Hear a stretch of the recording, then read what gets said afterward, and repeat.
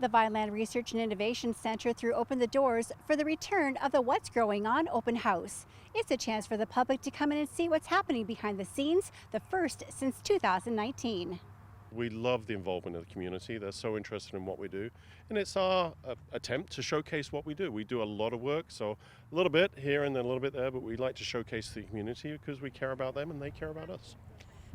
Well, they're going to see a little bit of everything. We do a lot of different kinds of research on campus, and tonight we're going to be sampling some peaches right here from our research farm. They're going to try 2 different varieties, and they're going to experience what some of our consumer sensory and market insight team do. After that, there's also a stop on the research farm where they're going to be talking to some of the researchers who are involved in plant breeding.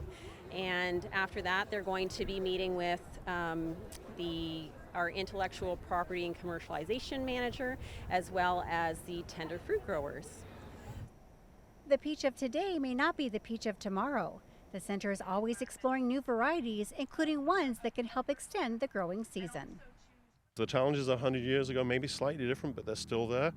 But I believe now that the peaches, as with people's consumer tastes, are right for the consumer. That's what they want today. That's what we breed for, both today and in the future, in the breeding cycles of 10, 15 years breeding cycle. What people want in 15 years' time is maybe different to what they want today, and we try to cater to that. Well, I think one of the most interesting things about peaches in particular is some of the research that we've done here has actually aimed to prolong the growing season. So some of the varieties have been bred so that they ripen sooner in the season or later in the season. And that means that we're able to have Niagara grown peaches right here for a longer period of time, and we know how much everyone loves a Niagara peach. It is common for peach growers to consult with the center. Their collaboration helps to navigate the future of the tender fruit industry. It's critical to have business partners in all of our research programs. Not only do they inform on the types of research that we do and the questions that we're trying to answer, but they help get those technologies or those varieties out to market as well. And so being a industry-driven organization, it is critical that they are part of the research as well.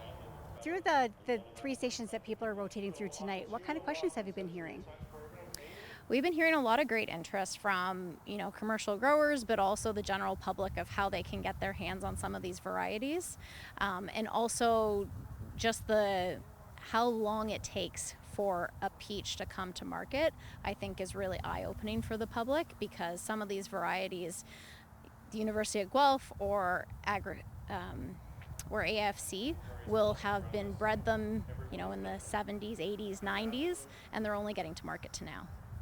With close to 150 people in attendance, it's clear that Niagara has an appetite to learn more about the work they do here at the Vineland Research and Innovation Center. Reporting for The Source, I'm Lori Taraba.